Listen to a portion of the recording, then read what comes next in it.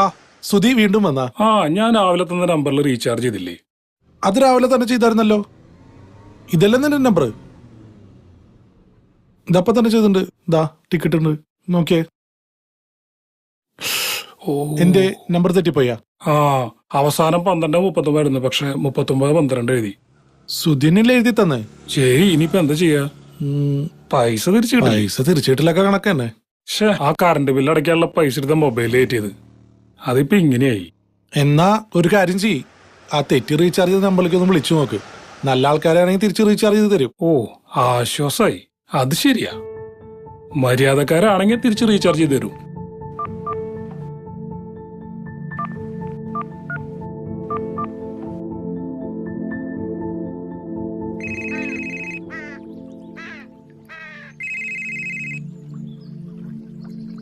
ഉമ്മ ഫോൺ അടിക്കണേ.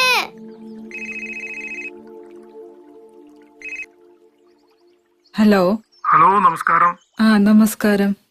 ഞാൻ ഈ വിളിക്കുന്ന മൊബൈൽ നമ്പറിലേക്ക് റീചാർജ് ചെയ്തിരുന്നു. ഒരു മിനിറ്റ് മോളെ, മൊബൈലില് പൈസ കയറ്റിയ മാമ വിളിക്കണ്. ഹലോ. ഹലോ. ആങ്ങളെ വലിയ ഉപകാരമായിട്ടാ. ഡാറ്റ തീർന്ന കാരണം കുറെ നാളായിട്ട് ക്ലാസ് അറ്റൻഡ് ചെയ്യാൻ പറ്റുണ്ടായിരുന്നില്ല. റീചാർജ് ചെയ്തു തന്നത് ആരാണെന്ന് അറിയില്ലായിരുന്നു. ഇപ്പോഴാ മനസ്സിലായത് അങ്കിളാണെന്ന്. ഒരുപാട് സന്തോഷമുണ്ട് അങ്കിൾ. എന്താ പറയണ്ടേന്ന് അറിയില്ല.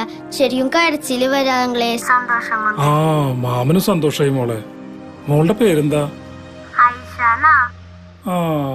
ആയിഷയുടെ ഉപ്പ മൊബൈലിൽ റീചാർജും ചെയ്തു തരില്ലേ? ഇല്ല വാപ്പച്ചി, ഇല്ല.